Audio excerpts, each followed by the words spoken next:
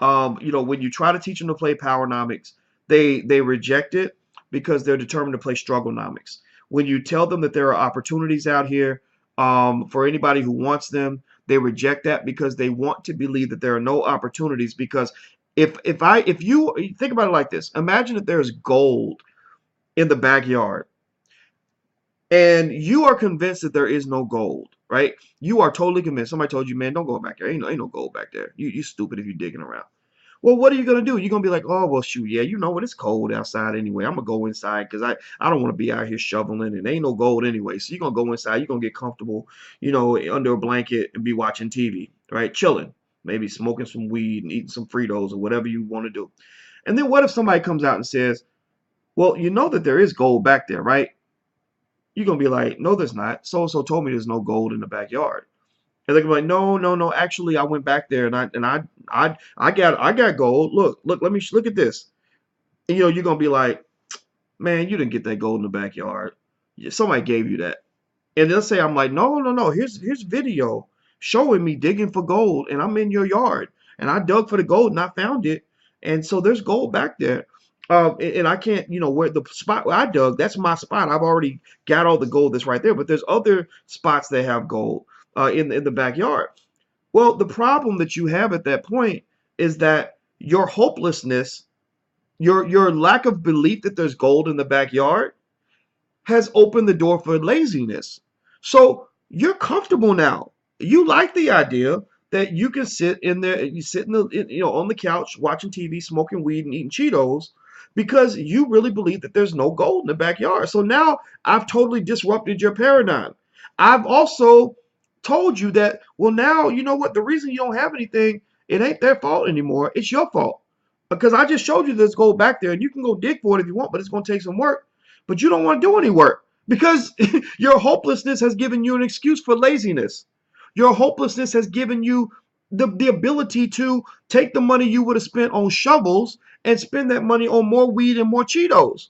So you ain't got no money to buy shovels to dig for gold, not because shovels cost too much, but because you've reallocated your resources to buying things you don't need. So when I go to black people and I say, you can invest and actually you can build wealth. You don't have to be poor. They'll be like, no, that's not true. No, the Democratic Party, Hillary Clinton told me that poverty was something I can't escape, and unless I vote for her, and because it's racism, and the man's keeping us down, and black people can't have nothing. And I'll be like, no, actually, there is wealth. I can show you. There's strategies to do this. There's people I know who achieve this. People will reject that because they've already taken whatever resources they would have spent learning how to build wealth, the money they would have spent investing, and they've already put that money toward Gucci bags and fancy shoes and going out to dinner and going to the Kevin Hart movies that come out at the movie theater or whatever they spend money on, and then they will still at the same time claim that they don't have enough resources to get educated or to invest or to build wealth or to do things they need to do in order to improve their condition.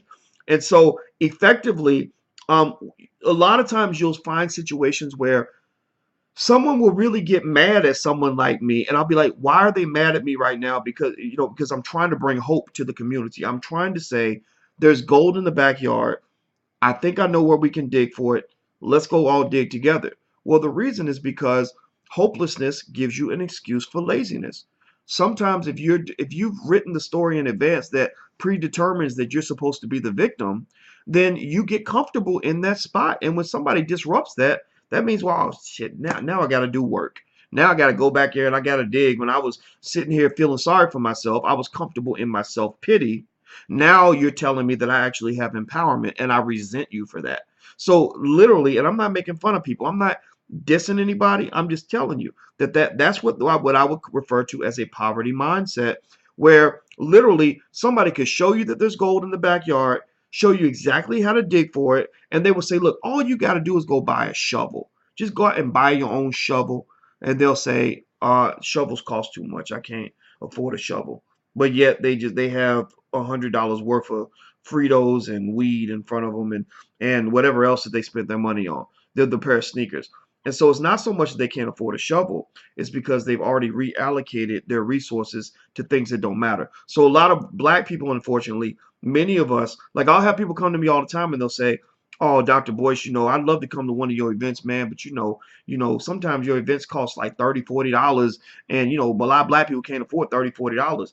And I'll be like, okay, for those who truly can't afford $30 or $40, we have options for them. I said, but you know what? I know that when Beyonce comes to town, she don't charge $30, $40. Beyonce gonna charge you 100, 150, $200 just so you can be in the room while she's singing. She ain't teaching you nothing. She's not gonna improve your life. She don't give a damn about you. But yet I know Negroes who will go out of their way to get that $200 to go see Beyonce. Now I'm not trying to say I'm Beyonce. I'm not nearly as talented. I'm certainly not as beautiful. But at the end of the day, you got to show some respect to your future. And if you're not willing to invest in your future, then I can only go so far.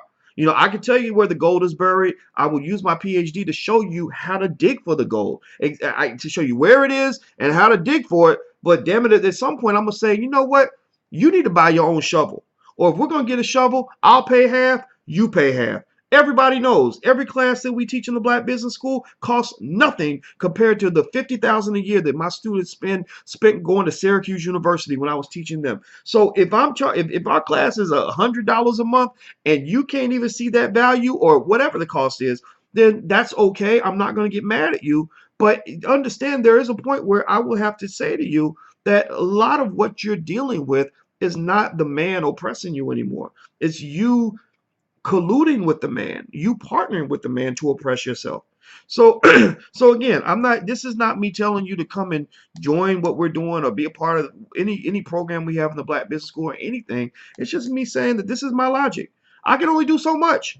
I can do so much. I mean, you have no idea how much criticism I get from other famous, so-called famous people who say, "I can't believe you're charging so little. You need to charge more. You should be charging." My daughter. Somebody said to me just now. They said, "Your Black Millionaires of Tomorrow program for kids is only $120, and you're giving all that from a PhD." My child went to a program that was $500, and that was one of the cheap ones. And I said, "Well, you know what? We just charge a price that will let us pay the bills, so we can operate, so we can go nationally and market nationally, and pay the people that work for us." We're not trying to charge the most that we can get. That's not our goal. But at the end of the day, it's like, even I have some parameters. I'm literally in my mind saying to myself, okay, if this thing costs $99, what is that? Okay, that's about 2 trips to the movies, because the popcorn and all that costs all kinds of money. That's maybe 2 or 3 trips to Applebee's. You can't buy a pair of Jordans for that price. You can't really do much anything for that price.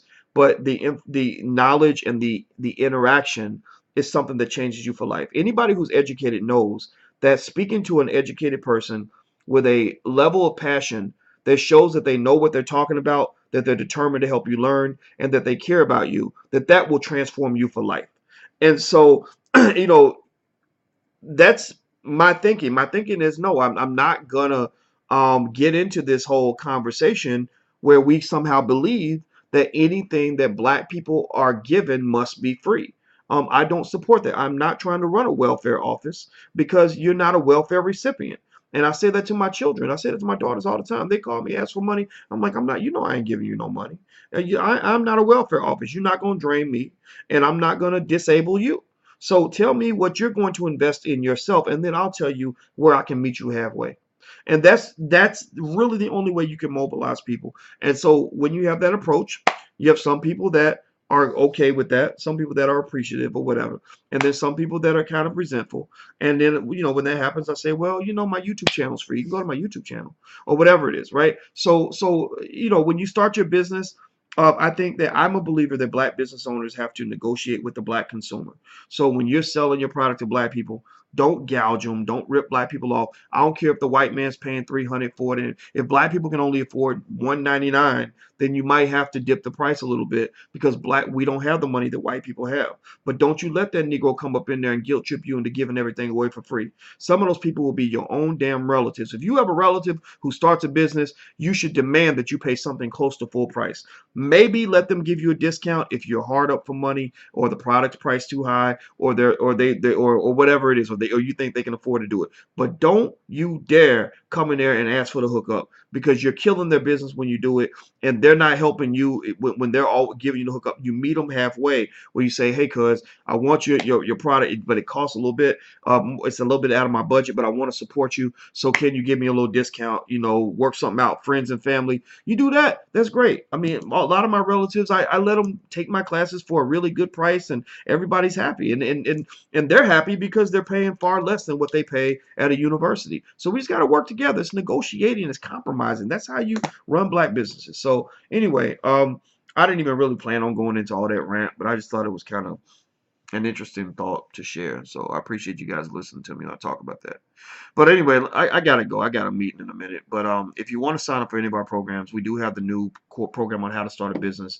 You can go to theblackstartupprogram.com. That's theblackstartupprogram.com.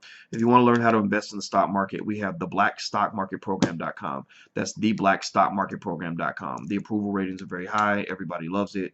It'll be better than any class you ever took in college, because you ain't never gonna see a college professor like me. I personally think I'm very good at teaching black people because I truly love black people, and I truly love what I do. This is what I do on my spare time. This is not a job. This is not a career. This is not just a business. This is something that I have dreamed about doing since I was 21 years old. And so to be able to talk to black people every day and have them actually listen and give them something that I know is going to change their life and change their family for the next 3 generations, you can't ask for more than that.